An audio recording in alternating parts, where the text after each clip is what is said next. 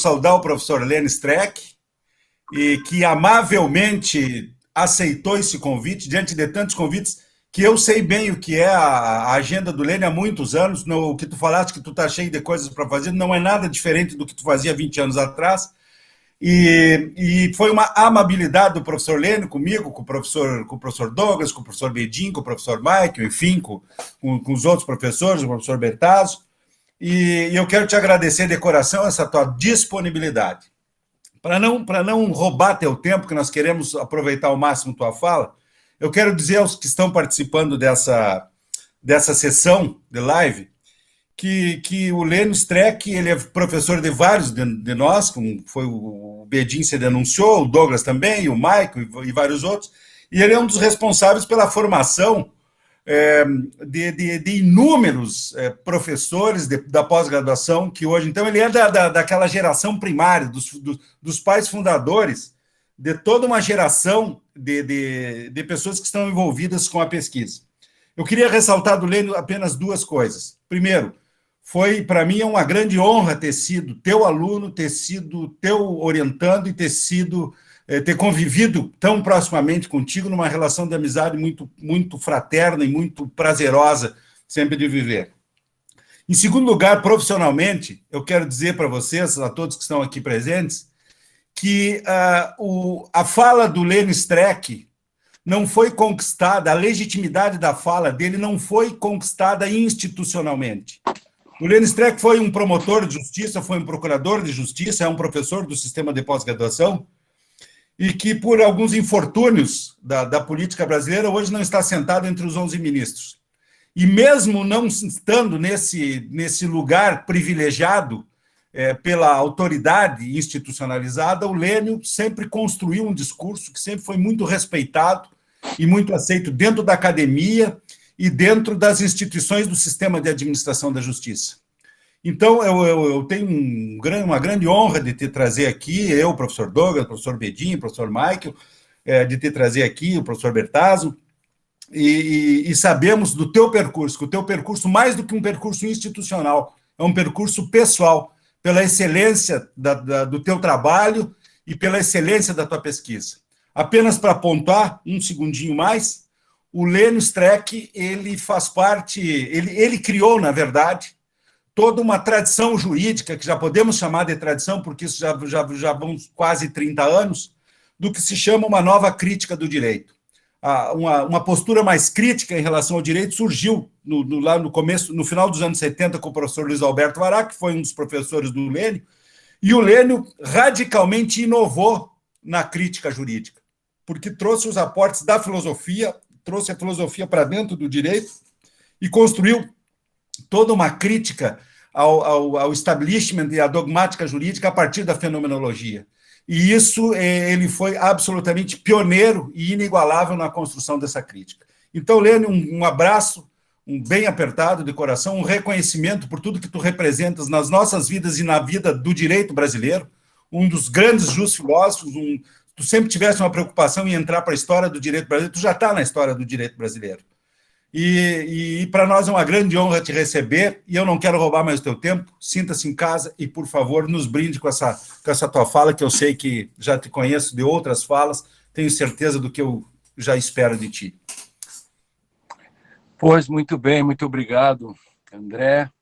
André, que conheço há tantos anos.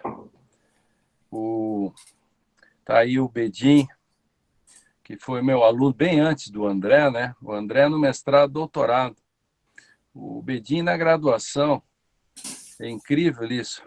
Rogério Gesta Leal era um menino lá, também é da época do Bedin, que foi meu aluno na graduação também, imagina quantos anos isso. E aí o Douglas, todo esse povo, todas essas pessoas, Michael, o Bertazzo não foi meu aluno, mas os outros aí foram. E uma coisa, André, que você coloca, eu publiquei há pouco tempo esse texto aqui, esse livro, que é 30 anos de Constituição em 30 julgamentos. E numa das viagens de avião, de tantas, enquanto se andava ainda de avião, no tempo que existiam aviões, existiam existia cerveja no aeroporto para tomar, existiam aeroportos, né? Uma coisa uma distopia que se tornou real e hoje estamos todos de máscara andando por aí. Eu escrevi 30 parágrafos grandes para trabalhar 30 anos, para explicar 30 anos da trajetória do direito brasileiro. Eu poderia simplesmente fazer uma palestra aqui falando dessa trajetória de 30 anos, de como era o direito em 1900, na década de 70, 50, 40, 50, 60, 70, 80, até chegar na Constituição, como foi feita essa transição, os problemas que tiveram, né? Eu fiz o primeiro controle de constitucionalidade difuso no dia 6 de outubro de 1988, aí pertinho, em Panambi, quando eu era promotor lá, e trago toda essa discussão até os nossos dias. Poderia fazer isso, mas acho que a gente pode fazer um outro tipo de trabalho. Eu tenho feito, nesta segunda edição do meu dicionário de hermenêutica, que agora são 50 temas fundamentais. Nesses 50 temas, um deles, que eu tenho muito carinho e que necessitava fazer, era a autonomia do direito, o grau de autonomia do direito. Por que é importante isso? Porque não adianta eu falar de hermenêutica, eu ficar falando sobre o próprio direito constitucional, que eu tenho atuado muito, principalmente na esfera pública hoje, na discussão pública que nós temos de preservação da democracia, né? Esses dias fizeram um levantamento. Na presunção da inocência, eu fiz 29 textos, 12 entrevistas, rádio, TVs, tudo que vocês imaginam, eu fiz nesta luta de constrangimento. Ou seja, para mim, a doutrina tem um papel fundamental de constrangimento. Eu tenho um verbete no dicionário chamado constrangimento epistemológico, que essa é a grande questão, por exemplo, no direito, para fazer com que nós possamos influenciar e fazer com que o judiciário tenha limites. Limites, constrangimentos são palavras fundamentais naquilo que eu chamo de autonomia do direito, ou grau elevado de autonomia. Então, eu falo, por exemplo, a partir, né, do Michael Stolles, que trabalha, aquele autor alemão, mas principalmente um outro que é desconhecido aqui no Brasil, eu estou tentando propagandeá-lo, que é o Bernd Ritters, que escreveu um livro chamado Die unbegrenzte Auslegung, que é uma interpretação não limitada, não constrangida, porque Grenze é fronteira, begrenze, né, fronteirizar, limitar, e unbegrenzt é sem limites, porque ele mostra que a ascensão do nazismo se deu por falta de constrangimento, que a doutrina quedou-se silente, igualzinho ao Brasil. O Brasil, a doutrina quedou-se silente durante a presunção da inocência. Dizem que 63% da comunidade jurídica era contra a presunção da inocência. O Brasil é o único país no mundo em que a comunidade jurídica, estudantes, não sei como nós formamos tanta gente reacionária. O Brasil é o único país do mundo em que, se os juristas fossem médicos, eles fariam passeatas contra as vacinas, fariam passeatas contra antibióticos, pois a comunidade jurídica é contra direitos. Então, quedaram-se silentes, então fizemos uma luta enorme. Eu fui ao Supremo fazer sustentação disso, fizemos tudo que vocês imaginam. Eu fiz a ADIM, a ADC 44, fui o principal, ajudei a fazer a 54 do PCdoB, apenas não assinei porque eu já tinha assinado a outra. Então, fizemos tudo que vocês imaginam. Eu fiz uma DPF para constranger a ministra para que ela colocasse em pauta o habeas corpus do ex-presidente Lula. Esse mesmo poder discricionário que o presidente da Câmara tem hoje para não colocar em pauta os impeachment do presidente Bolsonaro. Então, todas essas coisas, nós estamos sempre pensando naquilo que é o papel do direito contra os seus inimigos, os inimigos naturais. Existem inimigos naturais do direito, mas que fazem parte do jogo, a política, a moral e a economia. Por isso que nós temos cláusulas pétreas, nós temos todo um processo de controles, né? Nós temos o quarto do pânico da democracia, que são as cláusulas pétreas, e também tem os inimigos internos do direito, que não são naturais, são simplesmente fabricações autoritárias, que eu quero falar depois disso, dos inimigos internos. Chamemos assim os inimigos externos e os inimigos internos do direito, né? Uma espécie assim de hermenêutica aberta e seus inimigos, né? Ou algo desse tipo, ou parafraseando aquele famoso livro. Pois então, essas coisas todas, o Bernd Ritter diz que a Alemanha sofreu muito com a falta de constrangimento. Eu tento fazer isso cotidianamente, esse é o papel da universidade, o papel da pós-graduação, criar constrangimentos, né, naquilo que é, e isso se faz a partir de quê? A partir da compreensão, a partir de uma dogmática jurídica crítica, isso se faz a partir de um processo penal e um processo civil que são críticos, no sentido de que são antiprotagonistas, anti-instrumentalistas. Isso se faz num direito constitucional ortodoxo. Eu sou um jurássico, o André sabe da minha jurassicidade com relação à interpretação da Constituição. Eu sempre fui adepto da Constituição dirigente, continuo sendo. Acho que não podemos abrir mão desse processo do direito como fator de transformação da sociedade. O Brasil é uma república que visa erradicar a pobreza, fazer justiça social. Isso é norma.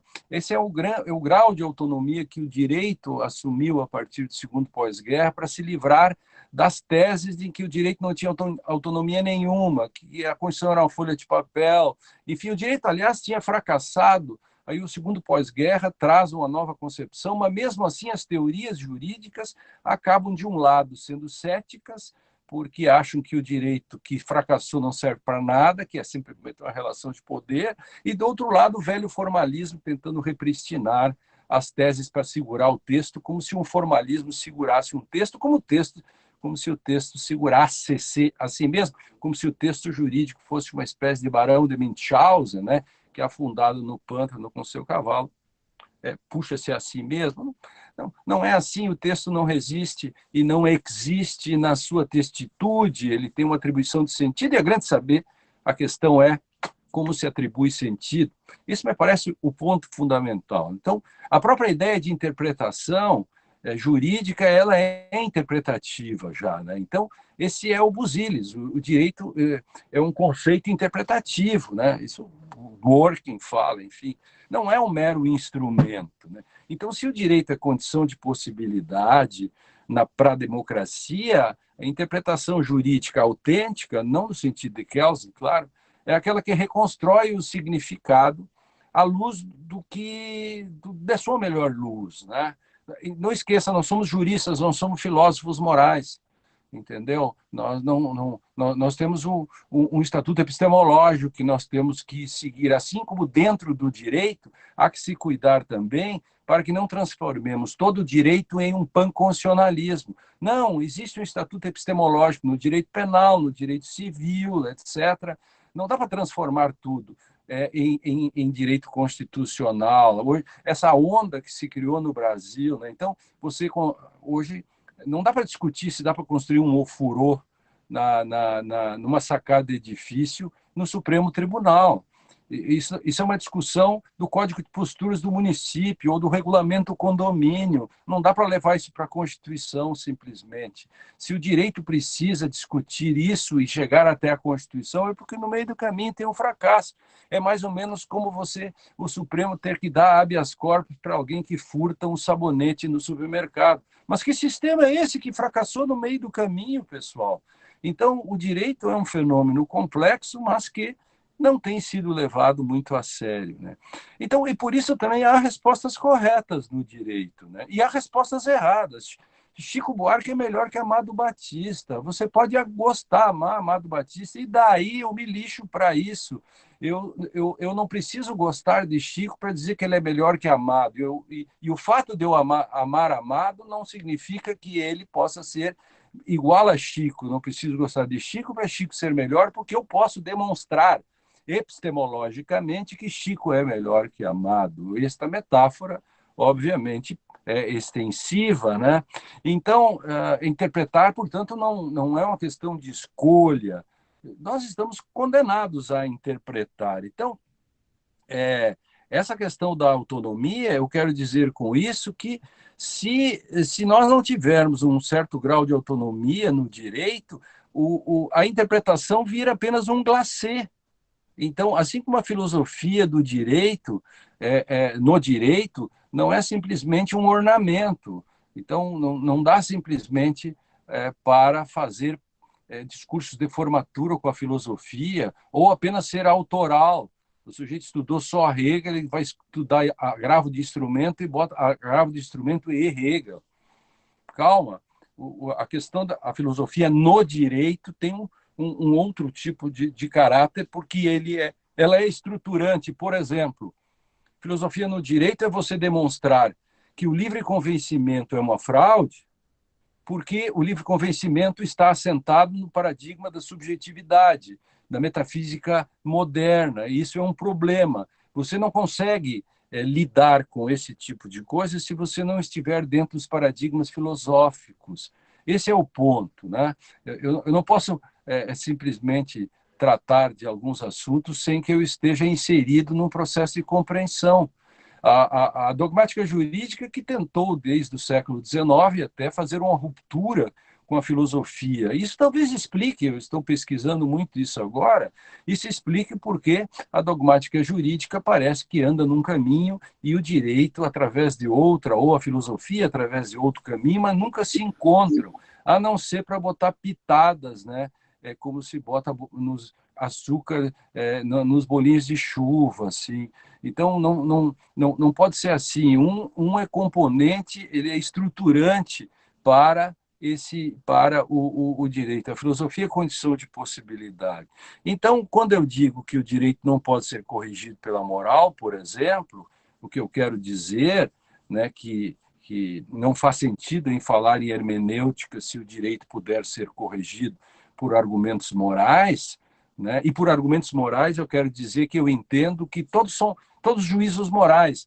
Eu sempre faço juízos morais. Aliás, quando o positivismo, as correntes positivistas clássicas e os hard positivismos, a la Haas e outros, quando alguém diz que tem que separar direito e moral, isso já é um juízo moral. Ou como diz um autor que eu tenho pesquisado muito, que é o McIntyre, mostra muito bem que quando eu digo até mesmo que um relógio parado, que um relógio estragado não acerta as horas, eu estou fazendo um juízo moral, porque para mim o relógio correto é aquele que acerta as horas, portanto um não estragado. Até nos mínimos detalhes eu sempre faço juízos morais. Agora, quando eu digo que o direito não pode ser corrigido pela moral, eu não estou fazendo a separação direito e moral que um positivista exclusivo faz, ou até mesmo que um positivista clássico faria. O direito é uma construção fruto da esfera pública, da intersubjetividade, onde entra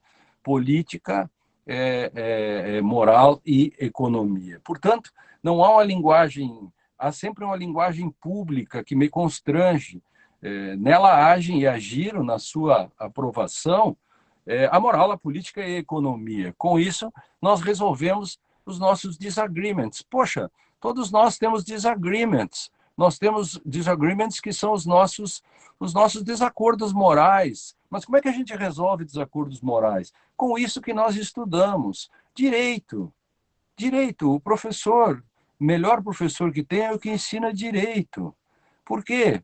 Porque o direito resolve disagreements. O grande problema é o que ele vai fazer com esse direito, o que o juiz vai fazer com esse direito, né? Então, por quê? Porque se na hora da aplicação os argumentos morais prevalecerem, de que adiantou a construção do direito? Percebe o que eu quero dizer? Ou seja, a linguagem privada do aplicador ou do tribunal, os juízos pessoais, etc., não pode corrigir o direito. Há um fit, um ajuste que falo do working, né? Na minha teoria, na minha crítica hermenêutica do direito, que é uma antropofagia que eu faço entre Gadamer, do working, uma pitada da fenomenologia hermenêutica heideggeriana, enfim, eu construo isso, essa questão da interpretação como um fit também. Então, claro que o juiz, portanto, não é um escravo da lei, também não é o dono da lei. Existem, no mínimo, aí vem uma heurística, porque uma das vantagens que eu tenho feito, e o André falava hoje, antes da minha trajetória, uma das coisas que eu tenho feito, eu tenho construído uma teoria brasileira, ela tem uma matriz teórica, que é essa que eu chamo de crítica hermenêutica do direito, e eu tenho uma heurística também. Agora mesmo, o homeschooling, por exemplo, mostra a minha heurística, né? da minha teoria da decisão, com as 3 perguntas fundamentais, que, se for bem usada, acaba com essa farra do ativismo brasileiro. O ministro Gilmar, no seu voto, mostra ali a minha heurística, mostrando como você mostra que o homeschooling não pode ser dado, exatamente porque as minhas 3 perguntas mostram como isso se faz, né? E nós temos que ter caridade epistêmica para essas coisas, né? Nós temos que sempre encontrar e considerar os argumentos dos outros, né? Uma coisa, a internet, essas coisas que andam por aí, eu nos últimos anos não vi nenhuma vez alguém na internet dizer: olha, professor, você tem razão, eu mudei de ideia, você estudou tanto e eu vou acreditar em você. Não, as pessoas não aceitam, né? O direito brasileiro, ele tem hoje como se tivesse que mostrar uma charge que representa todo o direito brasileiro, eu simplesmente mostraria a charge daqueles 2 caras que estão caindo do avião e um deles tem o paraquedas e o outro não tem paraquedas. O cara que tem o paraquedas é o que diz para o outro: você está sem paraquedas. E sabe o que responde o sem paraquedas? Isso é na sua opinião. Bem, assim é o direito. Nós não respeitamos hierarquias, nós não respeitamos teorias, como se o direito fosse uma questão de opinião. O 142 da Constituição não é uma questão de opinião. Pode vir o Ives Gandra, pode vir quem quiser. É como tentar demonstrar que uma garrafa não é uma garrafa. Tem limites na interpretação. Eu me lembro que uma vez fui na Bahia, muitos anos, o tempo que eu fazia essas coisas, agora não faço mais, enfim, eu era muito mais duro nessas coisas. Hoje eu sou um sujeito mais centrado nessas coisas assim. E aí um menino lá fazia uma palestra enlouquecido, o menino pulava para um lado para o outro, assim, tipo neopentecostal, curando o Covid-19 com oração, algo desse tipo, da época, enfim. E ele dizia que não há verdades. Aí fez toda uma onda, um aplaudidíssimo. Aí eu entrei e disse: olha, não acredite em nada que esse menino disse. Esse menino é um mentiroso. É um menino que tinha feito um mestrado há pouco tempo. Isso é um mentiroso. Por que ele é um mentiroso? Porque ele se autoconfessou como mentiroso, porque ele disse que não há verdades. Se não há verdades, então esse é um problema. Se não há verdades, ele é um mentiroso. Então, nem isso que ele está dizendo é verdadeiro. Aí eu fiz o desafio, que eu faço o desafio ao Gandra e todo mundo que fala sobre 42. Tragam-me os grandes cientistas, os maiores intérpretes do mundo e provem que isto não é uma garrafa, ou isto não é um carro, ou isto não é uma picanha, isto é uma maminha, ou provem para mim que onde está escrito ali, o do 142, prevê que os militares possam fazer esse papel de poder moderador. Então, tem limites. Essa é a nossa função, senão nós teríamos um paraíso das opiniões, um emotivismo, né, que o McIntyre critica tanto assim. Então, a linguagem privada do aplicador, do tribunal, os juízes não podem corrigir o direito, né? Mas o juiz não é neutro, o juiz não é um alface. Aliás, ninguém é. Poxa, então, se ninguém é um alface, só que na hora da aplicação, então os pré-juízos têm que ficar suspensos, né?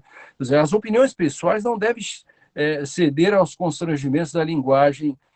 As opiniões pessoais devem ceder aos constrangimentos da linguagem pública. Isso é fundamental. Eu não vou ao tribunal pedir a opinião pessoal do tribunal, a opinião pessoal do juiz, entende? Eu não posso. Eu quero saber o que diz a linguagem pública, que está para além da linguagem privada do juiz. Será que é tão difícil de entender isso? É por isso que eu falo do Bernd Ritters, que eu disse no início. Então, interpretação não é ars interpretandi, né? É a explicitação daquilo que eu compreendo. Portanto, eu não interpreto para compreender, eu compreendo para interpretar. Isso não é um jogo de palavras. Mas, então, eu não decido primeiro e depois fundamento. Isso é uma escolha. Se eu primeiro decido e depois fundamento, eu escolhi. E se eu escolhi, é um ato de vontade. Se é um ato de vontade, não é democrático, depende de você. Então, interpretar não é uma Auslegung, né? Tirar do que está posto, simplesmente, mas também não é uma freie Sinngebung, é uma livre atribuição de sentidos. É um sentido limitado que se dá a partir, né, desse fit que eu falo, né, do ajuste. Então, sempre há um grau de objetividade que não é a mesma coisa que objetivismo, né? Não estou trabalhando aqui com questões ontológicas clássicas. O que eu estou falando aqui é uma coisa simples, é que a filosofia, a partir da modernidade, é substituída pela epistemologia. Por quê? No sentido da epistemologia, porque vai ter que explicar as condições de possibilidade pela qual se faz a compreensão, o entendimento, a teoria do conhecimento, a primeira forma de epistemologia da modernidade. Bom, enfim, depois de lá, digamos assim, teríamos 3 tipos de epistemologia nesse sentido, né? Então, quando eu digo que interpretar a partir do Gadamer é explicitar o compreendido, eu estou dizendo que não é proibido fazer epistemologia no direito, na hermenêutica. Por exemplo, quando eu sempre tenho que mostrar as condições pelas quais eu compreendi. Então, Gadamer diz, se queres falar de um texto, deixa primeiro que o texto diga algo a você. Então, existem textos, existem fatos. Sim, os meninos da graduação, e muita gente gosta muito da frase do Nietzsche, não há fatos, só há interpretações. Aí eu gosto do Humberto Eco, brincava com isso e dizia, não há fatos, só há interpretações, o Nietzsche é o quê? Uma própria interpretação? Então, um pouco dessas coisas que se colocam, né? Não há fatos. Ora, o positivismo, né? Aliás, o Nietzsche diz assim, frente ao positivismo que diz que só há fatos, eu digo não há fatos, só há interpretação de fatos. Aí tem o seu contexto, um homem na sua história. Engraçado que o positivismo jurídico tem, e todos os positivismos são tantos, né? Eu cataloguei 10 tipos no dicionário, ele tem uma questão, o conceito, o direito é um fato social posto pela mão humana.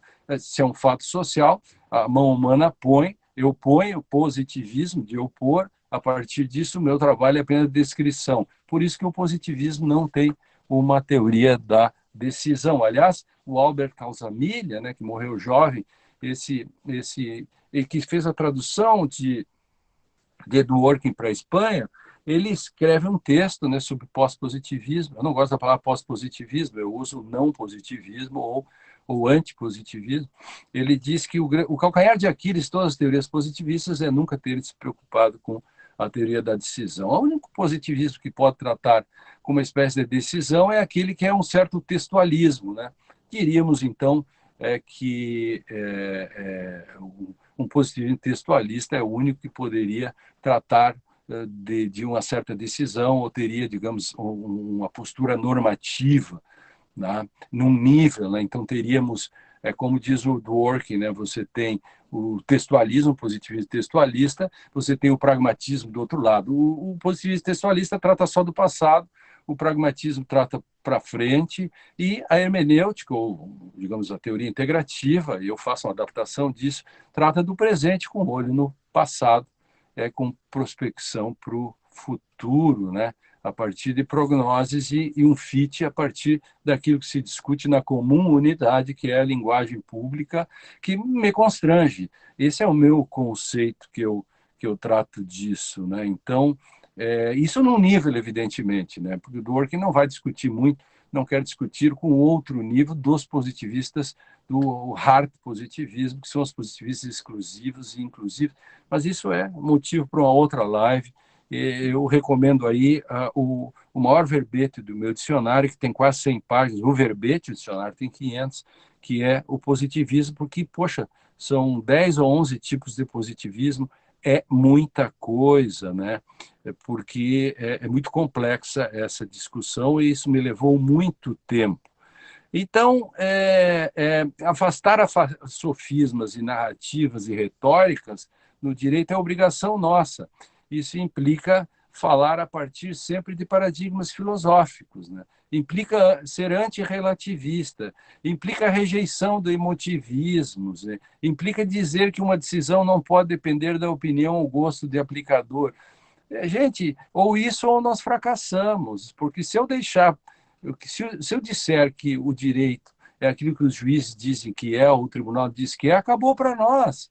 Pós-graduação fecha, não tem nenhum sentido. Desculpe, eu sou portador da má notícia, então, mas as teorias realistas, principalmente a do Brasil, que são empíricas, realistas retrô, não cognitivistas morais ou éticas, que não se preocupam em ter critérios de decisão, ela sempre depende do protagonista. Então, isso para o direito significa o seu próprio fim. Então, a questão aí não admitir que cada juiz decida a partir de seus juízos é exatamente o que nós. O Brasil nunca se preocupou com a teoria da decisão. Eu tenho dito muito isso. Por quê? Porque grande parcela dos lidadores, falo aí lato sensu, eu gosto sempre de usar a palavra juristas, que o Vará sempre falava jurista. Jurista é todo lidador do direito. No Brasil, parece que jurista é só o cara mais sofisticado. Então, para mim, juristas são todos, né, que lidam com o direito. Né? Então, grande parcela dos juristas, consciente ou inconscientemente, são realistas, né? Pelo qual o direito é o que os tribunais dizem que é. Essa é uma coisa velha, que está no imaginário dos juristas, e por isso que os livros que mais vendem são os livros que fazem pequenas glosas de ementas e ementinhas, essa coisa de direito facilitado do Brasil, enfim. Então, e os que não são realistas, eles são sedizentes positivistas, só que os positivistas brasileiros assim se definem quando assumem como exegetistas, né? Do tipo aplicar a letra da lei, sabe-se lá o que isso quer dizer, né? Como se ainda se pudesse falar dessa postura do século XIX. O único positivismo aceitável, então, seria uma espécie de textualismo, que não resiste a qualquer análise linguística no plano da própria sintaxe, né? Não quero falar aqui dessa discussão entre os textualistas e originalistas americanos e outras coisas. Eu escrevi demais sobre isso. Os demais positivismos não se preocupam com a decisão, isso não é opinião minha, é dito pelos próprios positivistas pós-hartianos, né? Apostar em protagonismos é anti-hermenêutico, portanto, para mim, porque a decisão, nesse caso, depende da vontade do intérprete, do protagonista. Logo, por que, então, a decisão depende, logo, para evitar que o direito se transforme em meras narrativas, é preciso uma teoria da decisão. Eu preciso de critérios. Essa é a questão. Então, em tempos de pandemia, por exemplo, e os inimigos do direito aparecem mais ainda, na verdade, se pode dizer que eles aparecem a qualquer momento, mas em tempos de pandemia eles aparecem muito mais. O ministro Fux, por exemplo, disse outro dia que na necessidade cessa a lei, citando lá de São Tomás de Aquino. Eu digo ao contrário, é na necessidade que nós precisamos do direito. Por quê? Porque não se pode dizer que nessa pandemia nós precisamos de um estado de exceção. Isso é um conceito político. Eu trato, junto com o Pedro Serrano, a gente escreveu, e até antes de alguns americanos que começaram a trabalhar isso, uma legalidade extraordinária. Há uma pesquisa interessante que nós lidamos com 150 constituições do mundo, 150 países que trabalharam essa noção aí de legalidade e quantos países fizeram estado de exceção, muito poucos, quase nada, e os outros trabalharam com legalidades extraordinárias de um lado e do outro. O Brasil parece que optou exatamente por esse caminho, né, que Pedro e eu temos trabalhado muito. Então, quando você diz assim, um enunciado normativo pode variar na medida de uma certa excepcionalidade vinda de uma pandemia como essa, enfim, eu diria que ela só vai variar na medida e no sentido que possa haver no direito respostas antes das perguntas, né? Então, na linha do que eu falo há muito tempo, uma situação excepcional, pandemia, por exemplo, a questão, não pode servir de desculpas para fragilizar exatamente aquilo que segura a própria possibilidade de garantir os direitos e garantias e liberdades mais básicas. O direito, né, que esse é o ponto. Quando alguém diz na emergência ou na crise vai cessar a lei, nós, democratas, temos que dizer o contrário. Então, o direito tem que chegar antes. Esse é o ponto. Arqué, o que vem antes. É por isso que eu gosto de arqueologia jurídica, o pincelzinho para tirar a poeira semântica, né? Arqué, arqueologia, princípio. O princípio é arqué. Aplicar o direito deve ser por princípio e não por políticas. Os gregos diriam, onde não há arqué, há anarqué, anarquia, barbárie. Por exemplo, acabamos de escrever, eu já não sei mais sobre o que eu escrevo, porque é tanta coisa, mas acabamos de escrever fazendo uma crítica àquilo que se chama de a eugenia brasileira. Descobrimos que há protocolos médicos em Brasília, Pernambuco, São Paulo, Distrito Federal, que dizem que em caso de disputa de CPI entre alguém de mais de 60 ou 70 anos e um jovem, você tem lá uma série de critérios e deixa morrer o mais velho. Isso tem nome, chama eugenia. Só que essa é uma questão que o direito não pode. Isso é contra a Constituição.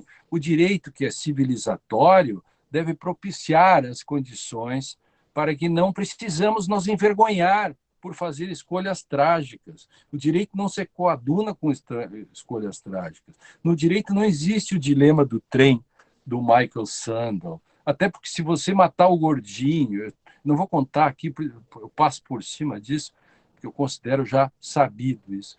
Eu não vou matar o gordinho e salvar 5, porque o gordinho, ele pode... Você não sabe o que acontece. O que você vai saber sobre isso?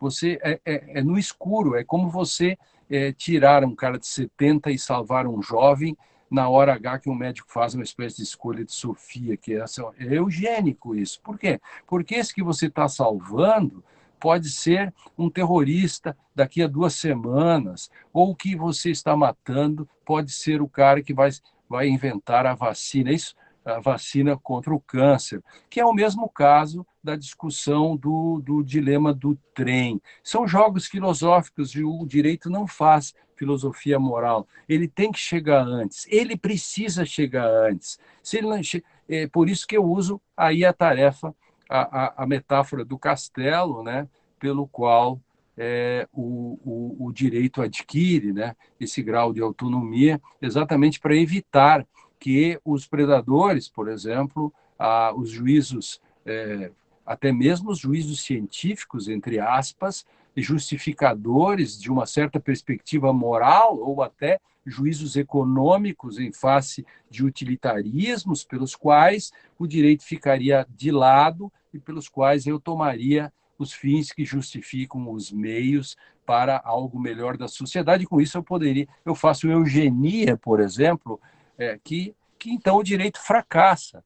Civilização ou barbárie, o direito tem que chegar antes, ele tem que interditar. Por isso que, nesse caso, claro, levando em conta a minha heurística com relação às 3 perguntas fundamentais, porque elas separam o joio do trigo, que é ativismo e judicialização, esse é um caso típico de judicialização e que você tem que... O Ministério Público e a magistratura tem que colocar à disposição todos os leitos privados na esfera pública, na rede pública, para evitar que o médico vá lá e diga: eu tenho que matar o mais velho para salvar o mais moço, que é esta sim eugenia, e o direito não permite, senão nós fracassamos. Como vamos nos olhar depois de tudo isso, olhar um na cara do outro e dizer: nós usamos o direito como um instrumento para legitimar eugenias, ou matamos um monte de pessoas e reabrimos o comércio porque não soubemos fazer lockdown, ou porque achamos que há um direito fundamental de qualquer filho da mãe ir lá contaminar os outros, né? Como também não há um direito fundamental a falar contra a liberdade, usando a própria liberdade, como esse pessoal que anda na frente do Supremo Tribunal. Então, nesse ponto, né, eu falo de predadores externos e predadores internos, né, e me preocupo profundamente também com os predadores internos, que é subjetivismo, discricionariedade, ponderação, essa praga, né, e todas essas coisas que fazem com que o direito perca, se fragilize. E a equação da democracia é: quanto mais um edifício construído, né, que é a metáfora minha do edifício, do castelo, estiver em pé, resguardado, ou se defendendo bem dos inimigos internos e externos, mais a democracia estará sólida, né? Porque o Brasil tem um problema que, além da crise econômica e a pandêmica, tem uma crise política que retroalimenta as outras duas, o que faz com que seja mais difícil, e isto faz com que o direito seja muito mais instrumentalizado. Esse sempre é o grande problema. Então, nesse ponto, né, quando a gente fala em interpretação ou o que é o direito, a gente vai ter que exatamente ter a consciência da importância dos conceitos no direito também. Quer dizer, não adianta eu começar uma discussão se eu não acertei com você qual é o conceito de princípio. Então, quando você diz, estou dando um exemplo apenas, poderia falar a tarde inteira sobre isso, mas quando a gente usa um exemplo mal posto, ou um conceito mal posto, por exemplo, princípios são valores. Eu demonstro agora, e eu tenho me acostumado muito com essa questão daquilo que eu chamo de condição hermenêutica de sentido, que faz parte da heurística da minha teoria da decisão. Condição hermenêutica de sentido é um modo pelo qual eu verifico o discurso para ver se ele tem condições de veracidade. É possível fazer isso, né? Uma boa epistemologia para fazer isso. E com isso eu posso exatamente demonstrar aquilo que nós estamos tratando. Quando eu digo que princípios não são valores, eu posso demonstrar pelo verbete do dicionário, porque eu fui atrás da filosofia dos valores e aquilo tudo que forma uma dada tradição, eu posso demonstrar que, se eu digo que princípios são valores, eu tenho um ônus argumentativo para demonstrar o que são valores. Como valores, pela tradição filosófica, isso não é opinião, é fato, você tem uma questão externa.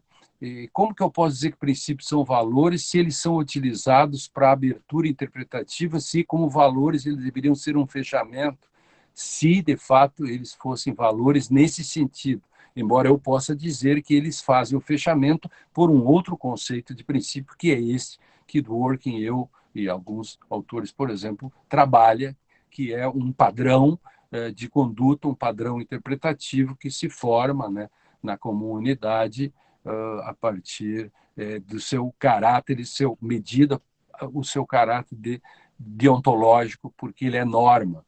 Agora, se eu digo que ele é um valor, então logo ele não é jurídico. Se ele não é jurídico, ele é só um argumento retórico. Por isso que autores como a Habermas dizem que princípios não podem ser valores.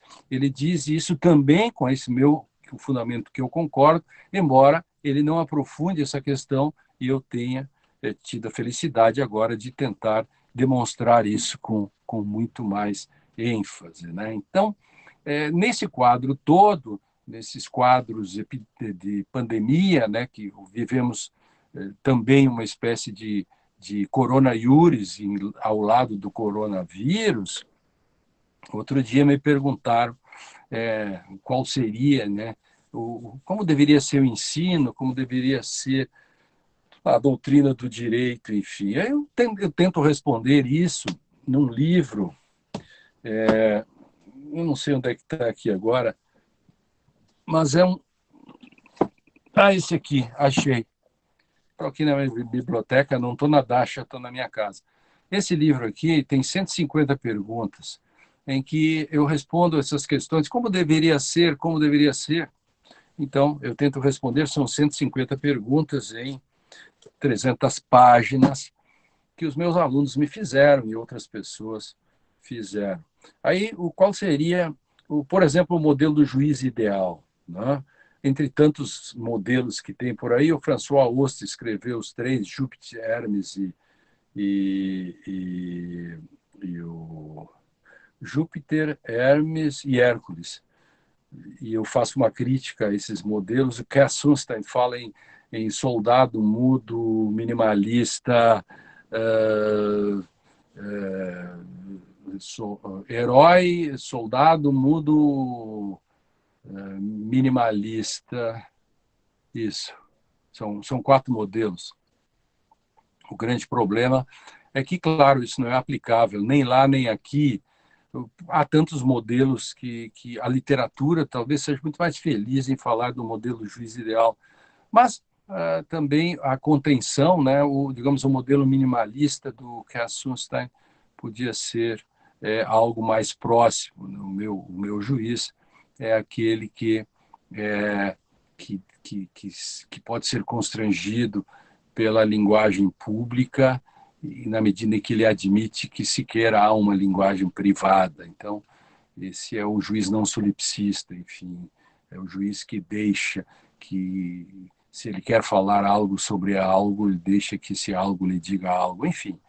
E o advogado ideal qual seria nesse contexto todo, né? Encurtando assim, né, para deixar mais leve, seria o advogado do fator estoico-mogi, que eu escrevi muito já sobre isso, que é o advogado que cai e levanta, né?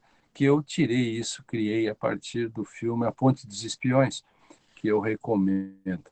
O aluno ideal é o aluno que tem olheiras, né? Que é o aluno não preguiçoso e que não usa esses livrinhos tipo facilitado, resumo do resumo ou resumos high-tech. Né? Hoje as pessoas dizem que a tecnologia vai revolucionar o ensino do direito. Grande coisa, aumenta a tecnologia, aumenta os burros. Quanto mais tecnologia, mais aumenta o número de ignorantes, por uma razão simples. E informação não é conhecimento, conhecimento não é saber, saber não é sabedoria. Gente, quanto mais imbecis tem acesso à internet, mais burro fica o mundo. Por isso que nós, professores, somos muito importantes. Nós, professores, transformamos informação em conhecimento. E se nós formos bons, transformamos em saber. E se formos melhores, vamos transformar em sabedoria, gente. Essa é a grande questão. Então, o aluno ideal é o aluno que tem olheiras, o aluno não há intelectual bronzeado, metaforicamente ou não. E qual seria o professor ideal? O professor ideal é o professor que consegue trabalhar, mostrar o valor do direito e que não se empolga em tentar explicar o mundo através da opinião pessoal dele, porque se ele é um jurista, eu diria que o professor ideal é aquele que no primeiro dia, isso fecha com o início disso que eu estou falando, né? Que o professor ideal é o que mostra que os inimigos do direito, né, são exatamente os seus predadores, por exemplo, como os gregos mostraram na peça das Eumênidas, em que Orestes mata a própria mãe e ele vai a júri, né, a partir da intercedência do deus Hermes e do deus Apolo, e ali sai o primeiro julgamento secreto, com a primeira juíza da história, Paula Zatenar, e dá empate, eu primeiro, não vou contar a peça aqui, os professores que contem na sala de aula, apenas um resumo, mas eu quero apenas tirar o ponto fulcral. Não é o indúbio pro réu que é mais importante que sai desse julgamento. O mais importante desse julgamento é que para a vingança e começa o império do direito. Eu diria que o império do direito simbolicamente começa na peça As Eumênidas, porque cessa a vingança, começa o direito. Ora, hoje, quando a gente olha para fora da janela e vê um fenômeno, a gente logo vai explicá-lo moralmente, né? Quando, na verdade, como jurista, né, você deveria explicá-lo, né, a partir daquilo que a linguagem pública estabeleceu como aquilo que é o direito, né? Então, nesse sentido, como eu falei, os inimigos do direito são os inimigos da democracia, sabe? Eles vêm disfarçados, usam o direito como os nazistas fizeram. Por isso o constrangimento necessário que fala o nosso Bernd Ritters, né? Portanto, decisionismo, discricionariedade, voluntarismo, tudo isso é incompatível com a democracia, incompatível com a harmonia do Estado democrático de direito. Eu não quero saber a opinião pessoal do juiz, do tribunal, eu não quero saber o que está dentro do juiz, eu quero saber o que está fora dele, eu quero saber o que está na linguagem pública. Por isso que nós existimos, senão nós podemos deixar tudo para o velho problema do subjetivismo. Então, a sala de aula dos cursos jurídicos acaba sendo um criatório de equívocos, que depois resultam em agentes públicos que proferem decisões sem evidências científicas, né? Jabuti não dá em árvore, alguém botou lá. Então, eu diria que se há uma pandemia no direito, o paciente zero está na faculdade de direito. A vacina tem que ser encontrada ali, depois é muito tarde. Então, no fundo, a gente vai construindo uma tempestade perfeita para criar o próprio fim, o fim do direito, né? Eu diria que uma receita interessante para acabar com a democracia e com o Estado democrático de direito tem alguns ingredientes fundamentais, né? O voluntarismo interpretativo, o panprincipiologismo, o direito fofinho, né? Acho muito bonito dizer que o princípio da afetividade corrige o Código Civil. Pois é. O realismo retrô, que relegou a doutrina a um segundo plano, um constitucionalismo da efetividade, que gerou um neoconstitucionalismo irresponsável, um dualismo metodológico, que acha que há uma normatividade nos fatos, né? Apenas 120 anos de atraso, mas tudo bem. Uma dogmática jurídica tosca, sem sofisticação teórica, né? Ninguém se operaria com um médico que escrevesse um livro, Operação Cardíaca Facilitada, mas no direito pode, porque, afinal de contas, a gente não dá bola para o direito, né? O direito é só um instrumento e os alunos nem usam mais livros, né? Os alunos usam só seu pequeno tablet para encher o saco do professor. É um inferno a sala de aula, com o professor diz assim, Kelsen disse isso, e se quebra todo para dizer, e o aluno olha no seu celular e diz, ele está certo, vai se catar, o cara estudou muitos anos para falar isso e o cara vai no Wikipédia para aprender isso. Quer dizer, essas coisas que tomaram conta, não tem hierarquias, perdemos a capacidade, né, de sermos intelectuais porque praticamos o anti-intelectualismo. A moralização do direito, que ao mesmo tempo é a sua desmoralização, um ensino jurídico estándar, que jogou no mercado uma multidão de pessoas sem formação, com formação deficiente, assim como na política tem o baixo clero, o direito tem um monte de baixo clero, e tudo isso aliado a um equivocado modelo de concursos públicos, quiz show, sobre o qual eu já escrevi 500 mil vezes. Todo esse quadro gerou e permitiu que pessoas como Sérgio Moro surfassem na onda moralista dos fins que justificam os meios. Tudo que ele foi para o que ele diz que fez para o bem do Brasil, será? ou para ele mesmo, como se viu recentemente. Todos sabemos o que Moro fez nos verões passados. Todos sabemos. O ruim é o que fazer quando sabemos que sabemos. Né? Um ministro da Justiça que assiste calado, um colega seu, ministro da Educação, dizer que os 11 ministros do STF são vagabundos e que eles deveriam ser presos, e o ministro da Justiça queda-se silente e só pede demissão no dia seguinte, e nem por esse motivo, é porque, Houston, we have a problem. Nós temos um problema, mas jabuti não dá em árvore. Tudo isso é um produto, como diz Nelson Rodrigues, são muitos anos de esforço. Muitos anos de esforço para chegarmos onde é que nós chegamos. Meus queridos amigos, meu querido André, um dos meus alunos favoritos, né? Foi aluno do mestrado, doutorado, todos os demais, meu querido Bedin, Bedan, certo? Eu vi que chegou o Adalberto, que também foi meu aluno, vi antes ali escrito, eu consigo fazer duas coisas ao mesmo tempo ainda. E aí, abraço. Isto, eu quero homenageá-los nos últimos 3 minutos, porque eu virei tão profissional, tão dedicado às coisas, que eu, no máximo, passo 1 ou 2 minutos dos tempos que eu digo, pelos quais eu digo que falarei. Então, eu acabei criando essa questão profissional. Então, no final, eu quero homenagear todos e dizer que não há democracia sem... não há direito sem teoria da decisão, sem critérios, sem constrangimento, sem autonomia, enfim.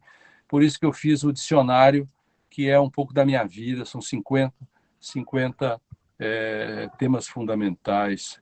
E eu quero homenagear a todos com um texto que tem tudo a ver com isso que eu digo e tudo isso que está aí hoje, que é do Luiz Fernando Veríssimo, que chama Critérios. Imaginemos um grande navio, um transatlântico. Eu já fiz essa versão com juristas. Ela demora muito para contar e eu quero ficar mais ou menos aí nessa minha hora. Eu tenho compromisso daqui a pouco. Eu falo ela praticamente no original. Então, um grande transatlântico afunda, mas todos se salvam num grande bote salva-vidas, né? E ficam perdidos em alto mar, e ficam com fome, comem a última bolacha do pacotinho, literalmente, e aí vem a inexorabilidade do canibalismo. Então, uns terão que comer uns aos outros para os outros sobreviverem. Aí o sujeito diz, quem vamos comer primeiro?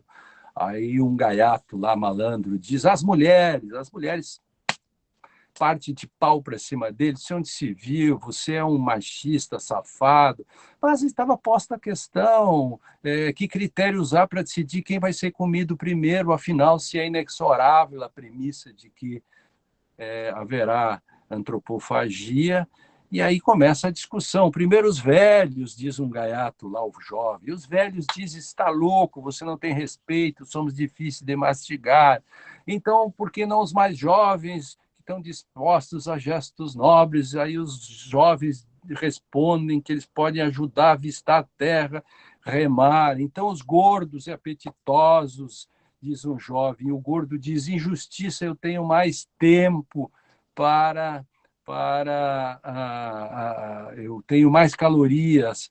Aí vamos comer os mais magros, e os magros dizem que são difíceis de mastigar. Vamos comer os religiosos dizem, tá louco, se isso aqui tudo der merda, quem vai rezar por nós? E é uma confusão, enfim, e tinha que achar um critério, e não conseguiam, e não vamos esquecer que isso se dava num canto do navio em que estava a primeira classe. E era um dilema, como fazer aquilo que se tinha que fazer, só que precisavam de critérios.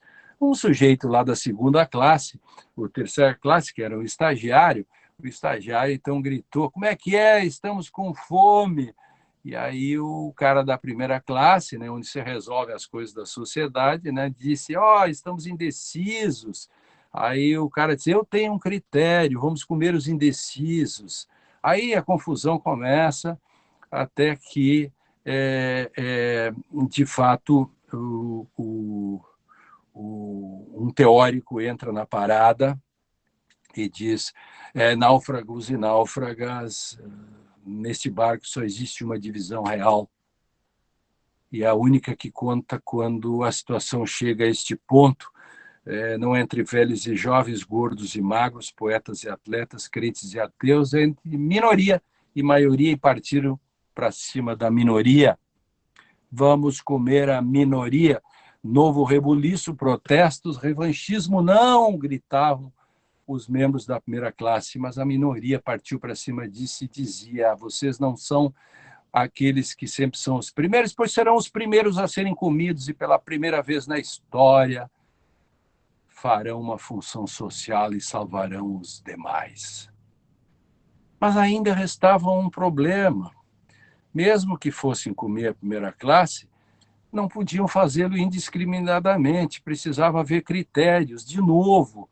E aí, como fazer isso? Aí chamaram um outsider, o único indispensável, o Natalino, o chefe de cozinha, que chega e começa a olhar os provimentos. Ele experimenta, pega na orelha de um, no braço do outro, no bacon do mais gordinho, vai pensando na feijoada de amanhã, ele vai preparando, vai apalpando, vai vendo os víveres, né, os provimentos, até que as provisões, e de repente ele olha uma mulher fabulosa que está olhando para o mar e de costas para ele, e ele pensa em fazer uma picanha ou algo desse tipo, e olha para a parte traseira deste bípede feminino e mete a mão, ela se volta, dá uma porrada no meio dos cornos dele, e isto gera uma confusão em todo o barco. Todos brigam com todos durante minutos, a briga não há mais, ninguém sabe quem é quem, o pau comendo, o barco afunda.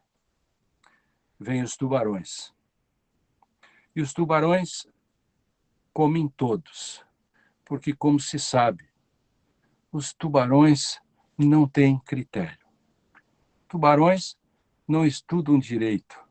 Tubarões não sabem nada do que é decisão. Tubarões são protagonistas, são solipsistas. E este é o problema. Por isso, muito cuidado, que os tubarões já podem estar às nossas portas de há muito.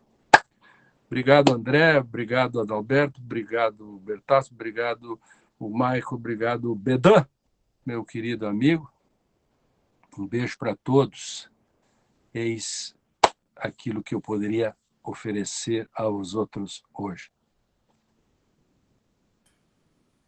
Querido Lênio Streck, muito obrigado, um prazer te enxergar. Não vamos fazer perguntas, porque o Lênio já tem um compromisso, e fiquemos com as nossas perguntas para respondermos nos nossos estudos e nas nossas leituras. Quero te agradecer de coração, um prazer te ver com saúde, um prazer te ver bem, bonito, saudável e cada vez mais inteligente, cada vez mais aguçado, com essa navalha cada vez mais afiada. É um imenso prazer ter sido teu aluno, é um imenso prazer ter te conhecido, e quero que tenhas uma longa vida para podermos contar com o teu constrangimento e o teu permanente estímulo ao estudo. Um grande abraço. Esse foi um evento do grupo de Fundamentos Críticos do Direito Humano, meu, do professor Douglas, e também do grupo de estudos dos Novos Direitos nas Sociedades Complexas. Lênio, essas duas casas, a URI e a Unijuiz, são tuas casas, e a hora que tu resolver aparecer por aqui, sinta-se agraciado. Quando abrir a fronteira da Argentina, nós vamos buscar uns vinhos, vamos te mandar algumas coisas excepcionais. Um beijo no teu coração, um beijo na Rosana e um beijo em todos. Valeu, querido. Um abraço. Valeu. Abraço. Vamos ver aqui, terminar aqui.